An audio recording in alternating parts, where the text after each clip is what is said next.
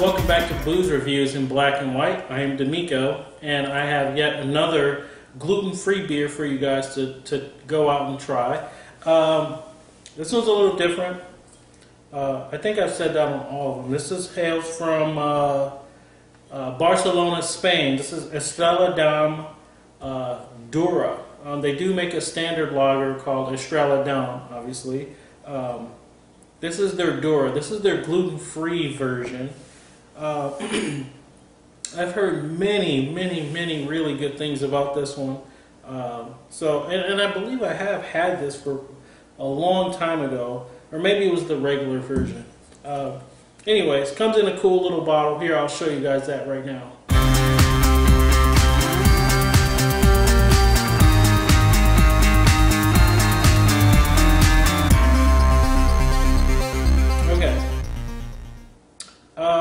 Yeah, Estrella Damm, Barcelona, 5.4% alcohol by volume. It is a pale lager. I'll give it a sniff quick.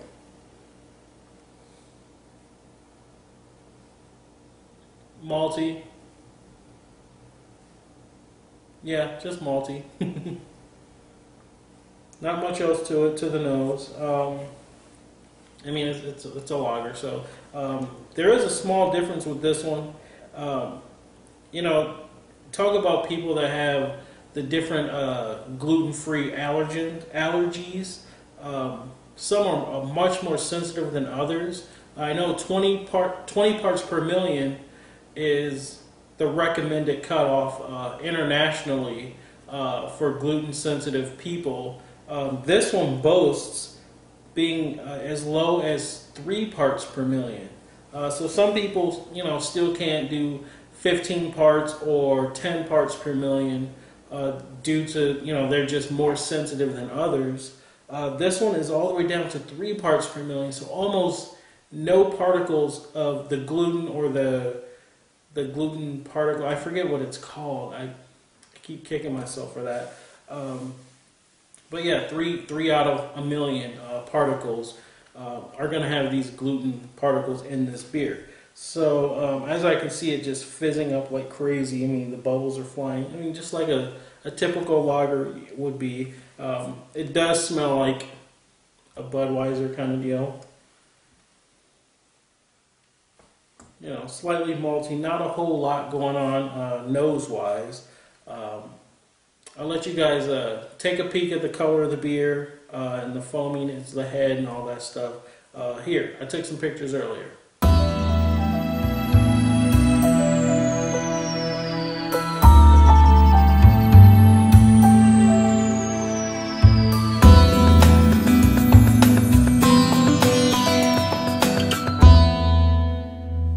Okay. Let me try this bad boy.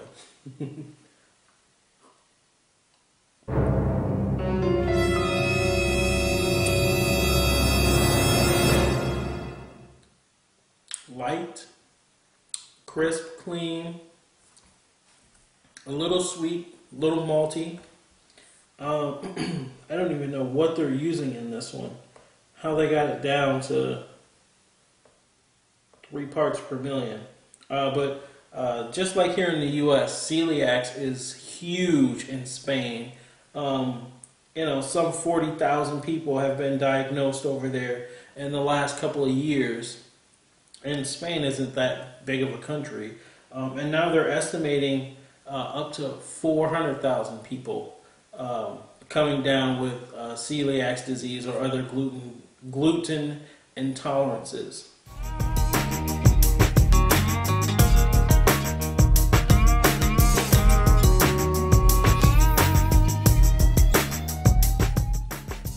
Boy, if you guys like, you know, the standard lagers here in the U.S., Bud, Miller, although I think Miller's a Pilsner, but, you know, it's still in the lager family. Even Coors, Coors Banquet especially. I think this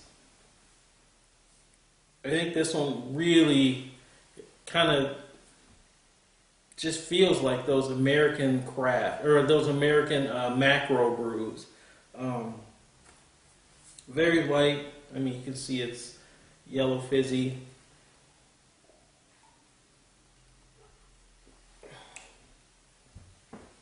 Very drinkable. You, if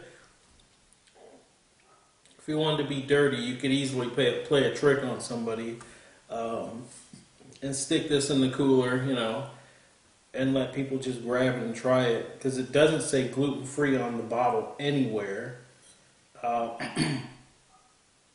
And most people probably wouldn't know. I mean, if you didn't know what this was, if I honestly did not know what this was, I would not know that this is a gluten-free beer. It tastes like an American-style lager. It's good.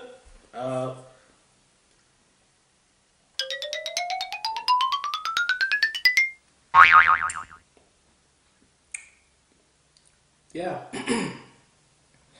Now, even though I've never done Bud, Miller, or Coors, actually I've done Bud Light Platinum on here, but I didn't give it a rating. I'm judging these on how they, I can't even think of the word, how close they taste to a normal beer that a non-gluten intolerant person would be drinking, such as myself. Could I drink this every day? Absolutely. But, I like the bigger, more full craft beers. This is a good one. I would, it's, like I said, it was similar to the Bud, Miller, Coors. But I would even go as far as getting it close to New Belgium's pale lager, the Shift pale lager. The Shift has a lot more flavor, a little more pale hops, pale hoppiness to it than this one. But this is excellent. And, thinking of it as being a gluten-free beer, man, I think a lot of you guys would like this. If you're drinking Red Bridge and you want something a little different, definitely go out and try to find Estrella Damm out of Spain. I don't know how much distribution they have here in the States. I know it's available pretty much everywhere here in Minnesota, and I'm assuming it would be likewise for the Midwest. But boy, this is pretty good. I'm going to rate this one.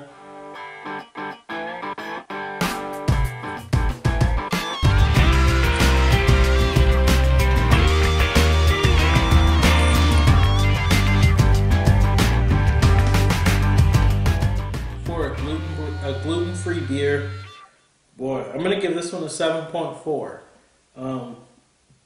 If you saw the previous two, New Planet and Omission, I rated those in the 7s as well.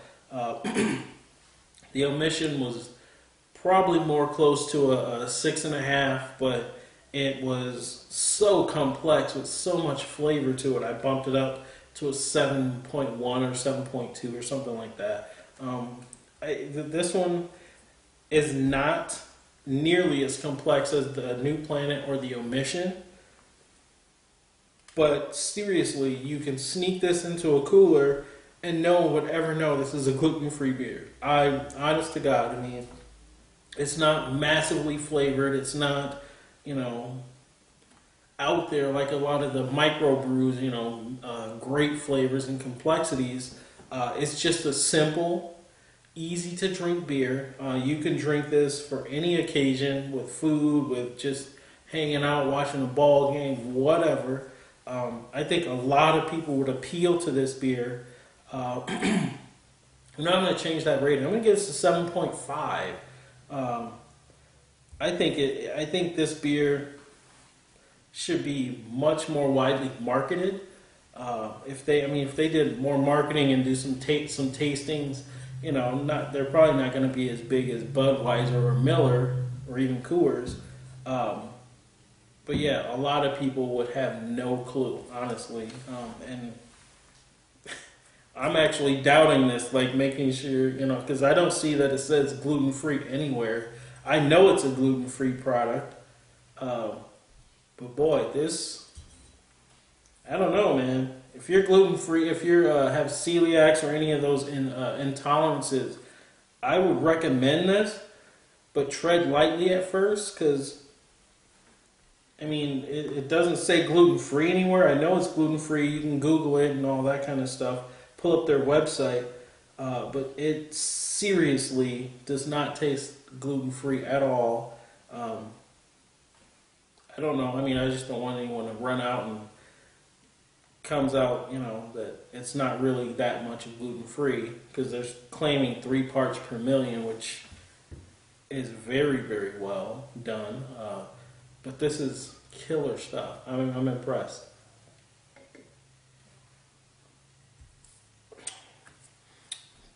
And I have a stray cat on the patio. Awesome. And what are you doing? And you're chasing a rabbit. Okay, a cat chasing a rabbit on the patio. Awesome. Okay. Alright, so I give this 7.5. Like I said before, I'm kind of rambling, I know. But just being able to mask itself as a regular beer definitely gets high points.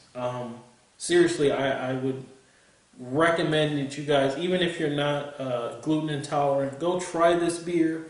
Tell me what you guys think. Could it pass the test? You're having a good time. You're partying with your friends, whatever, however you get down. Grab this out the cooler, pop it open, and drink it down. I'm gonna bet most of you guys would not know that this is gluten-free. Seriously. I don't know how they did it or what they're using, because it doesn't say, whether they're using sorghum or anything else. I'm looking at their website here, and they're touting the 3 parts per million like crazy. Yeah, I don't know. It comes in 4-packs. It's about $9 a 4-pack, maybe a little bit more than that. But it is worth it. If you want to be able to have somebody over and that has a gluten intolerance, or if you yourself have one and you want to have some beer with friends and not kind of set yourself out there, some people are like that. They don't want their business out in the streets. This could easily pass for a regular beer. I shit you not. I apologize for swearing, but I'm dead serious. As far as gluten-free products coming close to a regular beer, a full gluten beer, this is by far the best one I've had. On that note, I'll let you guys get to it.